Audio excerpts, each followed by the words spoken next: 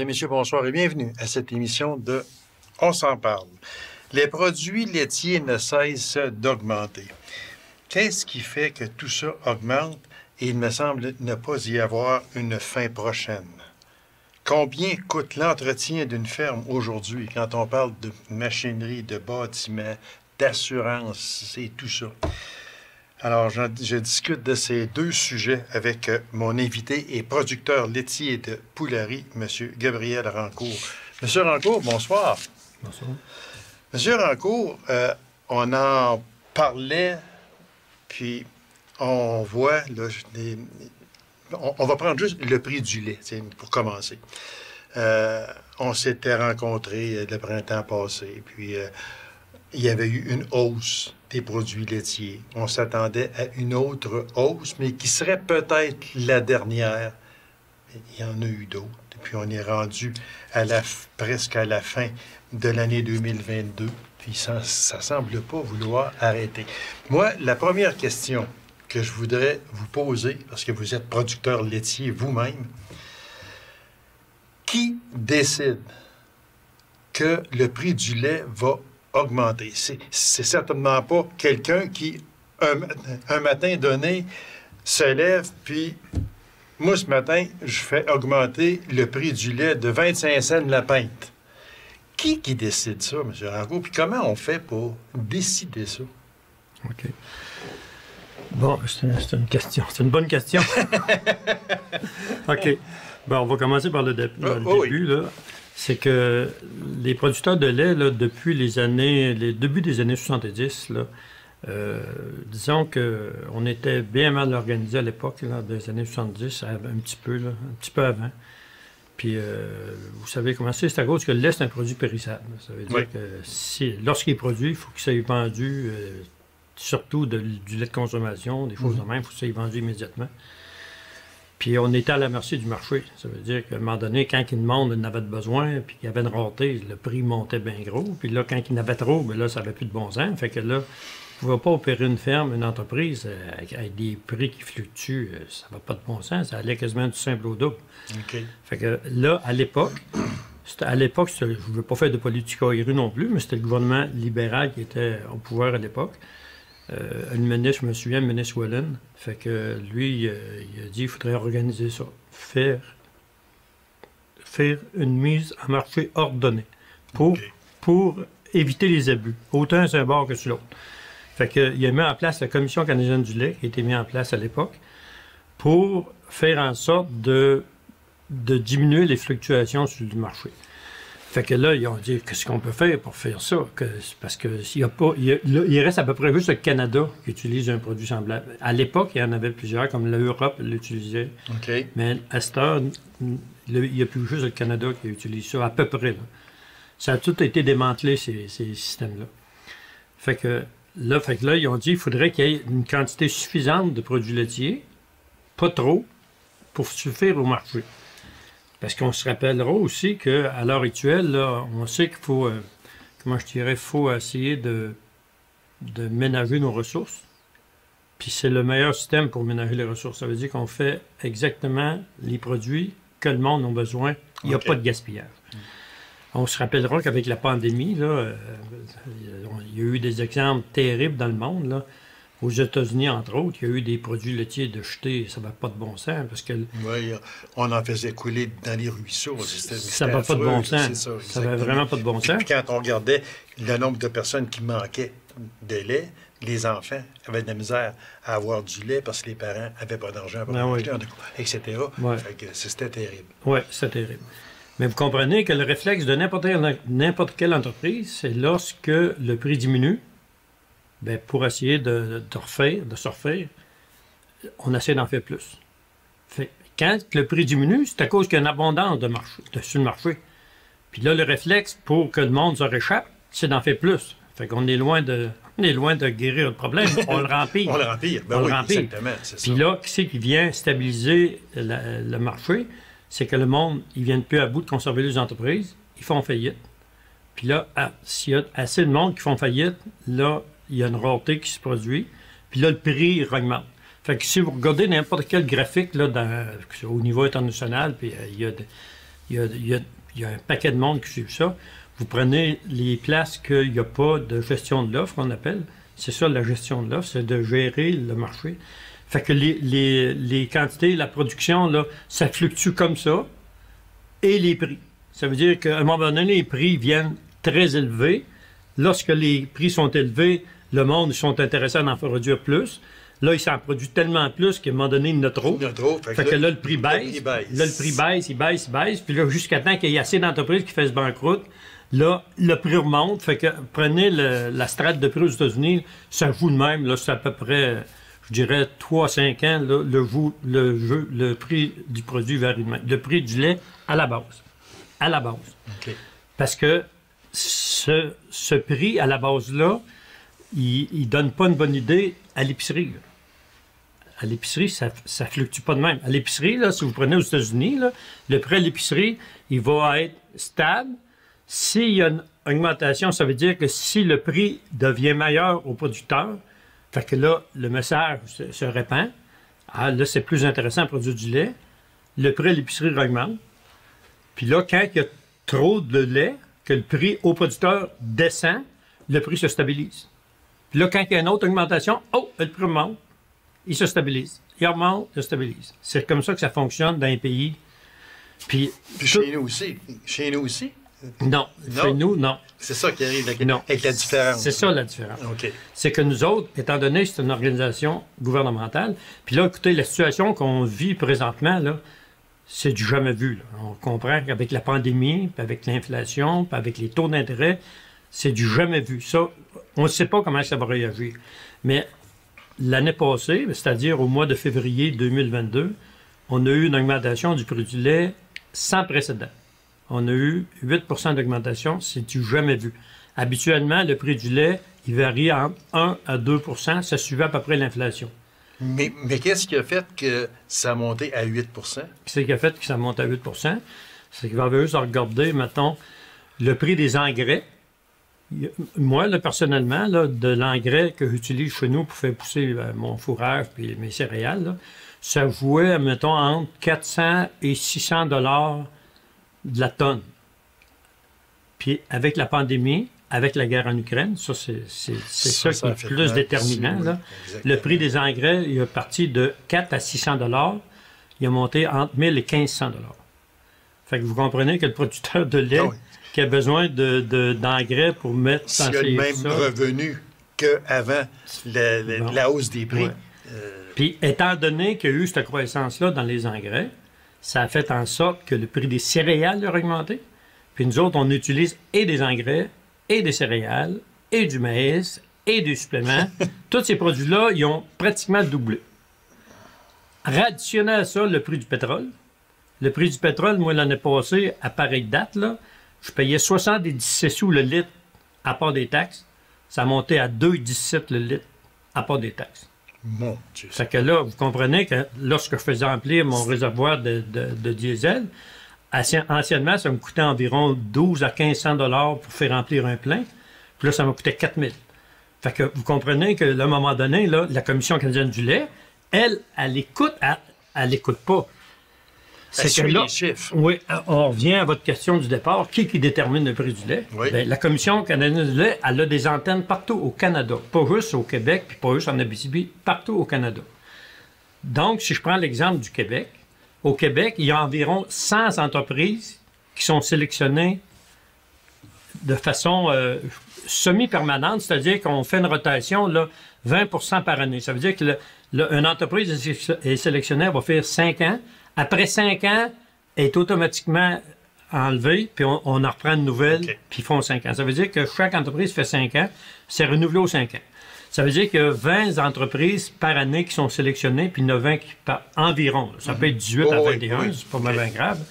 Puis ces entreprises-là, ils sont suivis par l'Université Laval, puis ils cumulent le coût de production. Ça veut dire que lorsqu'il y a une augmentation du prix des engrais, eux autres, ils l'inscrivent, puis ils font des rapports tous les mois.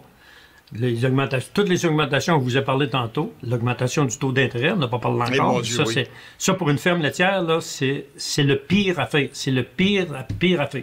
Parce qu'on était familier avec des taux d'intérêt qui avoisinaient 1-2 %. Puis Puis là, on est rendu à 5-6, puis on ne sait pas où ça va s'arrêter. Fait que vous comprenez que ça, là...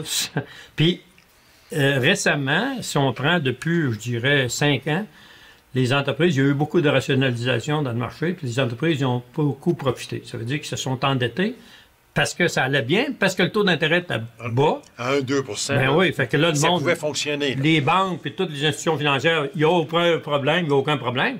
Mais quand tu fais 2, 3, 4 millions d'emprunts, puis que le taux d'intérêt part de 2 puis il monte à 5... Non, ça, c'est terrible. C'est terrible, c'est Oui. terrible. Ah oui, c'est oui. pire que de pire. Bon. Si on emprunte 100 pièces, c'est pas pire. Mais oui. si on emprunte 3-4 millions, c'est plus pareil. Ah oui, même pour les couples là, qui avaient des maisons puis qui payent une maison, mettons, vous savez comment ça a fait, les maisons, ça leur a augmenté le prix terriblement. Là. C'est une maison, moi je me rappelle, la Sainte-Rose, une maison de 100 000 $, t'avais de quoi de bien. Là. À cette heure, 100 000 $, oublie ça, là, ça en bas de 200 000, puis 300 000. Ah ça oui, 300 000, oui. Fait que, ben, qui c'est qui a favorisé ça? C'est les bas taux d'intérêt. Parce que les taux d'intérêt étaient tellement bas que le monde, même si tu t'en doutes un peu, ça coûte pas bien cher. Mais là, on est pogné avec ça, là, avec ces dettes-là. Je ne sais pas que ça va faire ça. C'est désastreux pour tout le monde. Là. Mais pour une ferme, comme vous en avez une, comme vous avez si bien dit tantôt, taux d'intérêt à 1 ou 2 % on pouvait aller s'asseoir puis emprunter, puis on disait, ben, regarde, Il n'y a pas de problème. Il n'y a pas de problème. Mais le même emprunt aujourd'hui qu'il est à 5 % les gens peut-être vont dire, bon, mais c'est rien que 3 % de plus. Oui, mais c'est pas 1000 pièces que tu vas emprunter. Là. Il y a bien des zéros après le 1. Là. Ben oui, écoutez, prenez 3 % de plus, à tous les millions, c'est 30 000 de plus par année. Voilà, Juste exactement. pour payer l'intérêt. Oui, juste l'intérêt. Plus la différence d'intérêt. La différence entre le 2 et le 5, le 3 % c'est 30 000 $ par année. Fait que vous comprenez que c'est une situation qui va être dure à tenir. Assez à un point tel que présentement, les institutions financières font le tour des entreprises, puis là, ils disent aux entreprises, payez plus de capital. Là. Remboursez l'intérêt seulement, puis ça va être bien correct. Oh mon Dieu, OK. Parce que là, les gars n'arrivent plus. Les gars n'arrivent plus. Fait que, puis là, imaginez-vous, vous avez une entreprise, puis vous faites rien payer de l'intérêt. Il me semble que tu n'avances pas fort. Le capital reste toujours là. Oui. Fait que tant qu'il va rester là, la dette est là. Ah, puis même, souvent, la dette augmente parce qu'il y a des bris, il y a des machineries à renouveler, il y a toutes sortes d'affaires. On est rendu dans cette situation. On va en parler tantôt, justement, du coût d'entretien d'une ferme. Mais là, on revient à votre question principale du tantôt. Là. Ça veut dire que qui c'est qui détermine le prix du lait? Oui. Ça veut dire que la Commission canadienne du lait, eux autres, quand ils voient qu'à tous les ans, normalement, là, ça se fait en décembre pour une augmentation le 1er février. Okay. Il y a une augmentation par année, elle est tout le temps du 1er février, puis elle est annoncée en décembre. Ça veut dire qu'il annonce en décembre. Cette année, très exceptionnellement, vu la guerre en Ukraine, bien là, ça a explosé partout. Là. Ça a déboutonnait de partout. Les intérêts, pas l'intérêt, c'est ça qui a fait que l'intérêt a augmenté. C'est l'inflation. Là, le monde essaie les gouvernements essayent de monter l'inflation. Mais là, ça a déboutonné. Fait là, les entreprises laitières, puis bien des entreprises, mais surtout en laitière, puis prenez le porc, les œufs, toutes ces affaires-là, les produits, ils ont explosé. Moi, je me souviens, on allait à l'épicerie, puis une douzaine d'œufs, 2 pièces et demie. Là, c'est rendu 4 pièces et demie, 5 pièces. Ça a pratiquement doublé. Ah, oui, puis ça, on en parle moins de ça. Si on regarde les fromages, tout ce qui est produit laitier, c'est pas compliqué, là, ça l'a explosé, comme vous dites. Mais il y a une chose qui est intéressante, c'est que le monde, à tort, il pense que le gouvernement contrôle le prix des produits au détail. Okay. Ça là, c'est vrai, mais pour une très petite portion des produits laitiers. Une infime portion. Puis là, on va vous donner un ordre de grandeur. Là. Les produits laitiers, là, au Canada, là, il y a à peu près 30 % du lait produit au Canada qui est en lait de consommation. OK? Du lait qu'on boit. Qu'on boit, oui. Il y a à peu près 30 % des produits qui vont en lait de consommation. Puis les laits de consommation, je dis, il n'y a pas la moitié des laits de consommation que le prix est réglementé. Tous les autres produits, c'est free. C'est pas free, c'est libre. Pas free, c'est libre. C'est libre. Ça veut dire que le prix du yogourt, le prix des fromages, le prix du beurre, tout ça, là, tu peux vendre, les détaillants vendent le prix c'est la compétition. Les autres sont en compétition. Ils ne sont pas régis par personne. Ils sont régis par rien. Ils sont régis par rien.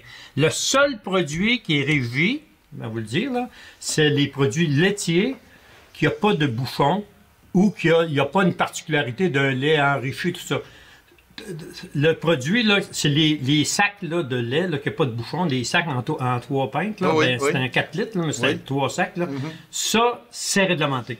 Là, le gouvernement provincial, puis c'est au Québec seulement. Ah, oui. Les autres provinces, il n'y a aucun règlement. En Ontario, il n'y a pas de règlement. Il y a juste au Québec qu'il y a ça. Pourquoi juste au Québec? Parce que le gouvernement du Québec, il a mis ça en place pour... les producteurs de lait, avant, on défendait cette politique-là, puis on ne la défend plus. Là. On ne la défend plus parce que ça prive les consommateurs d'opportunités. Vous savez, tu ne peux pas faire de loss leader, tu ne peux pas faire de rabais. C'est comme la bière. La bière, là, hein, il y a un prix minimum pour la bière, il y a un prix minimum pour le lait en sac, le lait en sac. Il y a un prix minimum. Mais les autres, là, il n'y a pas de prix minimum. Ben, la preuve est, allez à l'épicerie, là, puis vous pouvez, à l'occasion, vous pouvez avoir un 2 litres de lait au chocolat qui, normalement, peut se vendre 5-6 piastres, il peut être en spécial en 3 piastres. Il n'y a aucun règlement qui empêche ça. Tu peux le vendre le prix que tu veux. Tu peux le vendre moins cher si tu veux. C'est un loss leader. Ça veut dire que tu veux attirer le monde. Tu dis, regardez, là, il y a un spécial sur le lait, c'est tel prix. Fait que le monde soit attiré vers ça. OK? Mais le lait en pinte, il y a une fourchette de prix. Il y a un prix minimum et un prix maximum. Le prix maximum, c'est pour pas qu'il y ait d'abus sur ce bord-là. Puis le prix minimum, c'est pour conserver les dépanneurs et les affaires de même. Parce que vous comprenez que les petits magasins, là, les tout petits magasins, ben, eux autres, là, ils sont en compétition avec des grosses chaînes. Ben oui. Les grosses chaînes, ils les feraient mourir. Oui. Fait que là, il y a un prix minimum. Mais c'est le seul exemple, c'est le lait de consommation en sac. Parce que si on regarde bien, moi je surveille ça parce que je vais à l'épicerie souvent, puis je suis un buveur de lait, beaucoup. Fait que, et on regarde, tout d'un coup, whoop, le 2 litres est à 4,49. Puis après ça, la semaine suivante, il est à 5,69. Ouais. Pourquoi une pièce et quelques? Il est dans la braquette. C'est-à-dire que là, ça, c'est le jeu de l'épicier. C'est le jeu de l'épicier pour attirer le monde. Mais c'est l'épicier. Oui, oui, c'est l'épicier aussi, surtout les chaînes. Oui, oui. Mais c'est l'épicier qui va décider et non pas, il reçoit un courriel, ce matin, tu peux mettre ton lait à tel prix. Bien, ça dépend. Moi, je ne sais pas comment ça fonctionne, les affaires.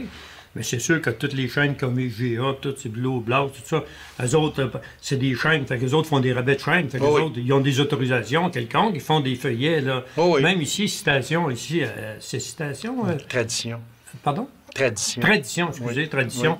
Ben, eux autres, il y a une chaîne Tradition. Oh oui. Oh fait oui. que là, ils ont des... moi, je vois ça sur mon cellulaire, il y a ça, là, ARB, quelque chose de genre, là. Fait que, mettons, une semaine, le fromage... Ben, prenez un exemple. Ça a fait la manchette récemment. Le beurre, 8 piastres la litre. Ah oui, c'était terrible. Ouais. Puis même encore aujourd'hui, le beurre, il est à 6 piastres et quelques, Oui. et peut-être même un peu plus. Là. Oui, mais moi, là, dans mon rubis, là, à toutes les semaines, ça sort le jeudi, je vais, puis je marque beurre. Puis là, il dit, c'est ce qui est le moins cher, puis je le lis souvent à 3 piastres et demi. La livre. Parce que c'est rendu que quand le beurre, il était, il y a quelques semaines passées, à 3,99 la livre, on court en chercher. Puis il y a juste 1 an ou 2 passé, on disait c'était le prix normal. Puis venant spécial à 2 pièces et quelques. Fait que là, on est rendu loin, là. Oui, mais aller jusqu'à plusieurs années, là, moi, ce que j'ai vu, là, c'était 3 livres pour 10 pièces. 3,33 la livre. OK. Ça, là, c'était en spécial, en gros spécial. Quand il était pas en spécial, c'était aux alentours de 5-6 pièces. 5-6 pièces, ça, c'était le prix régulier. Là, le prix régulier est rendu à 7,80, 7,90. Il a bien augmenté, mais il y a encore des spéciales. Puis écoutez, du beurre, là, on ne se fait pas de cafette, là. Du beurre, si vous apprenez du lait, là, ben, du lait, il y a une date de préemption dessus. Oui. Elle n'est pas bien longue. C'est 2 semaines, elle n'est pas plus longue que ça. C'est ça. Mais le beurre, vous mettez ça au congélateur pour garder ça 1 an, il n'y a aucun problème, là. Ça veut dire que du beurre, là, écoute, il vient en spécial. Moi, ma femme, elle va, puis quand il est en spécial, des fois, on est limité à 3-4 livres par client. Oui, il y a ça. Mais oui. des fois, il n'y en a pas. Fait des fois, on va sur Maxi, puis on prend une caisse. On prend une caisse de beurre. 3,99. Au congélateur. Tu mets ça au congélateur, tu vas pour un crème de bois. Chose qu'on ne peut pas faire avec du lait. Tu peux pas faire avec du lait. Avec du fromage, tu peux étirer un peu, mais pas trop. Oui. Pas trop. La crème glacée non plus. Ça fait des produits, ça, qui c'est... Tu mets un contenant de crème glacée dans le congélateur, là, au bout de 6 mois, là, il a changé un peu. Il a changé, puis il y a du frima pas mal aussi. C'est ça, il y a du frima. Pour ce sujet-là, M. Rancourt, ça veut dire que ce que l'on subit actuellement, hausse, baisse, mais surtout hausse, ce n'est pas prêt de finir. Moi, je me souviens, à cette antenne-ci, là, au printemps, j'avais passé, puis il m'avait fait le commentaire, il dit, là, le prix du lait, là, ça a monté beaucoup. Puis je disais oui, mais je me rappelle, elle a fait le commentaire, j'aimerais bien mieux qu'il n'y ait pas eu d'augmentation de prix du lait, puis qu'il n'y ait pas eu d'augmentation sur nos intrants. Parce qu'à l'heure actuelle, on est dans des bains, on n'a pas amélioré notre affaire, là. Pas en tout, là. Parce que là, moi, là, mon coût de production, il aura augmenté peut-être de 25 %, puis mon prix du produit, il a monté de 8 %. Ça veut dire que il y a une moyenne différence. Là, les producteurs... On parle de 17 %. Ben là, les producteurs, là, c'est pas le Klondike de ce temps-là. D'où on en vient à notre dernière question de ce bloc pour terminer. Le coût de fonctionnement pour un producteur, un producteur agricole, pour un producteur bovin, porcin, peu importe. On a une ferme. Vous avez une ferme. Vous avez une très belle ferme, soit dit en passant. C'est propre, les bâtiments, etc. C'est vraiment beau quand on passe en avant de chez vous. On s'est endetté pas mal avec les taux d'intérêt à 1%. Oui, c'est peut-être ça, oui. Comment... Je ne sais pas si vous voulez aller là, dans les chiffres de votre ferme, là, mais en tout cas, je vous lance la question comme ça. Une ferme comme la vôtre, vous évaluez ça à combien aujourd'hui si on prend les instruments?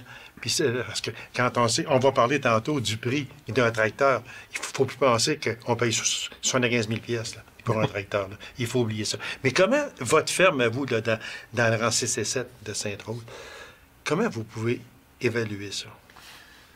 Ça, vous dites, c'est une question bien bizarre, puis délicate, puis qui n'a pas une réponse facile. Je vais vous dire pourquoi. Là. Parce qu'à un moment donné, le prix, la valeur d'une entreprise, peu importe l'entreprise, est déterminé par le revenu qu'on peut en tirer. OK. Ça veut dire que moi, si je mets ma ferme à vendre, je peux compter sur un certain revenu. Ça veut dire que si je mets ma ferme à vendre, la personne qui va l'acheter, il va falloir qu'elle arrive avec le revenu généré par la ferme. Puis ça va limiter. Ça va limiter la valeur. Oui. Vous comprenez? Oui, si tu arrives, achète n'importe quel produit. Si tu achètes un magasin, mettons, ou une épicerie, ou si tu achètes un truck, n'importe quoi, un truck, s'il rapporte, je sais pas, 500 000 par année, comment il vaut le truck? Bien là, tu dis, bon, 500 000 de revenus, là, ça me coûte tant de fioul, tant d'assurance, tant d'essence, tant de ci, tant de ça, mettre un chauffeur, tout ça, les tailleurs, tout ça. Mettons, j'ai 350 000 de dépenses, plus l'intérêt, 450 000, il reste 50 000 fait le paiement. Ça détermine la valeur que tu es prêt à payer, puis là, avec un petit peu de risque, parce que là, à un moment donné, tu ne peux pas être banqueroute avec ton revenu. Oui. Bon. Fait que la ferme, c'est le même. Là. Fait que la ferme, là, dépendant des fermes qui sont très efficaces ou peu efficaces, ça joue bien gros sur la valeur. Mais la plupart du temps, je dirais pas la plupart, je dirais tout le temps, la valeur d'une entreprise laitière, elle va être déterminée bien plus par la capacité de générer un revenu que le coût qu'a coûté. Comprenez-vous? Une entreprise, là, comme chez moi, mettons, je pourrais la mettre en vente là, demain matin, là, puis je pourrais à peu près, je récupérais tout de même un petit peu plus que l'investissement que j'ai fait il y a 4 ans, c'est-à-dire environ 3 millions, mais guère plus. Ça veut dire que toutes les machines, tous les animaux, les terres, tout ça, je les donnerais. Là. Eh mon Dieu! C'est à peu près ça. C'est à peu près ça. Parce que... J'entends ça, là, puis j'en ai des frissons. Ah oui, mais c'est comme ça. Parce que vous travaillez fort, vous travaillez très fort pour aller chercher, là, à la fin, peut-être... Ben oui, mais c'est pour pas ça... grand-chose. C'est pour ça que la plupart des entreprises laitières, ils se transfèrent d'une génération à l'autre. On ne vend pas. On transfère. On transfère. On transfère. Puis c'est comme ça. Puis je parle des entreprises laitières, mais beaucoup d'entreprises, même pas agricoles, d'autres secteurs aussi. Vous savez, c'est pas facile. Là. Puis le monde, regarde ça, des fois, le monde n'est pas de chez nous, puis ils trouvent ça bien beau, puis ils pensent que c'est le Pérou, là, mais tu regardes un chiffre, là, puis tout ça, là, tu sais, le Pérou est loin. je trouve que ça demande beaucoup de travail par rapport à... Sûrement. Parce que si vous comptez vos revenus versus le temps alloué par jour ou par semaine ou par mois sur votre ferme, ça vous fait pas cher de l'heure. Ben oui, mais ça, n'importe quelle entreprise, là, que c'est une entreprise laitière ou peu importe, là, vous savez, une entreprise laitière, ça vient un temps que ça accumule des valeurs. Pourquoi?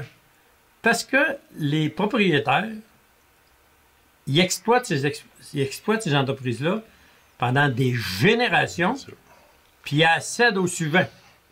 Fait qu'à un moment donné, ça peut pas faire autrement que ça prend un petit peu de valeur, là. Tu prends une génération. Là, il faut que ça prenne de la valeur. Il développe, avec un très petit salaire, parce que les gens qui exploitent des entreprises comme ça, ils se prennent un salaire pour vivre. Là. Ils prennent un salaire pour faire les épiceries et tout ça. Là. Ils se prennent pas 1000 pièces par semaine. Là. Ils se prennent 300, 400 pièces par semaine. Pour vivre. Juste pour vivre. Puis là, ils exploitent ça pendant... On sait, regardez-moi, là, ça fait déjà... ça fait déjà 40... en 76, on est rendu... 46 ans? Oui, c'est ça. Bon, ça fait 46 ans que je travaille chez nous. J'ai travaillé chez nous pendant 46 ans de temps. Mon fils, Mathieu, il a repris ça fait déjà 3-4 ans avec moi. Il m'a dit laisser, il m'a dit transférer ça. C'est sûr qu'il va y avoir des conditions, ça ne sera pas au prix de vente, hein, on s'entend. Là.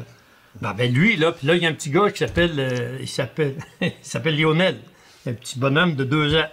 Il compte sur lui pour... Ben oui, mais le petit Lionel, lui, de génération en génération. Il joue avec les tracteurs, puis il regarde ça, puis il va avec son père, puis il trouve ça bien le fun, tout ça. Ça se peut comme... Ma fille, il y a une entreprise à Saint-Félix de Dalquier, elle a 4 petits gars. Mais les petits gars, là, ils sont rendus, les plus vieux, 11 ans, les plus jeunes, il y a 6 ans, je pense. Puis il a une petite fille d'1 an. Mais les autres sont dans le champ tout le temps, puis ils sont avec leur père, puis ça. Les autres, ils adorent ça, Fait que probablement... Puis lui, il a eu ça de son grand-père. Fait que probablement que ces petits gars-là, il y a des grosses chances qu'ils prennent la relève. Qu'ils prennent la relève, exactement. Il y a des grosses chances. C'est ça. Puis là, eux autres, s'ils gardent ça encore, bien là, à un moment donné, là, ça va vouloir de l'argent. Ben oui, c'est grave. On peut-tu nous en vouloir? Ils vont travailler tout le temps. Mais non, c'est sûr que vous ne pouvez pas leur en vouloir, mais quand vous regardez ça aller, et je comprends très bien que plus ça va passer de génération en génération, plus... quand ils vont la vendre, on parle de 3-4 générations. Un jour, il va falloir qu'ils vendent probablement. C'est là que les profits vont être... Oui, mais comme vous disiez tantôt, pas à la hauteur des investissements. Pas à la hauteur. Mais la seule façon pour arriver à la hauteur des investissements, c'est que si tu restes, qui est tes bâtiments, mettons, qui n'ont plus de valeur, puis tu demandes quel. OK. Ah, là, ça va marcher. Là, tu vas récupérer une bonne partie de ton pécule, l'argent que tu vas mis dedans. Si tu vends tout, là, tu fais un encan. Monsieur Rancourt, il reste à peine 1 minute. Une minute? On n'a même pas parlé des tracteurs. Ben non, mais c'est ça. Mais donnez-moi, là, en gros, là, un tracteur de ferme. Okay? Oui. Parce qu'aujourd'hui, avec les chaleurs puis tout ça, et c'est normal qu'on ait un tracteur avec l'air climatisé, bien équipé. Ça vaut combien? Parce que je sais que vous pouvez me dire de 100 000 à 500 000, je ne sais pas. Mais dans le général, mettons. Ben, okay. Moi, je m'en suis acheté un pas pire, là. À un moment donné, c'est un tracteur là, que j'avais besoin, puis qui est chez nous, puis je suis content de l'avoir acheté. Je l'ai acheté, ça fait déjà en 2013. Okay. Mon dernier tracteur, j'ai acheté en 2013. Puis je suis trouvé, j'avais payé terriblement cher. J'avais payé 169 000 piastres en 2013. Ça fait 9 ans de ça. De 200 forces. Puis présentement, il doit frôler le 300 000. Un tracteur neuf comme ça, il doit frôler le 300 000. Fait que ça veut dire qu'on a à peu près pas grand-chose en bas de 250 000, mettons. Là. Bien, à 250 000, il va y avoir quelque chose de bien. Là, oui, mais à 100 000, il va y avoir pas grand-chose. À 100 000, il va y avoir pas grand-chose. Puis là, je vais vous donner un exemple. Là. Moi, quand j'ai commencé en 75, je me suis acheté un tracteur qui avait besoin. Il avait 60 forces. Un beau tracteur 2 roues motrices. Il n'y avait pas de cabine à l'époque. Hein. J'avais payé 5 500.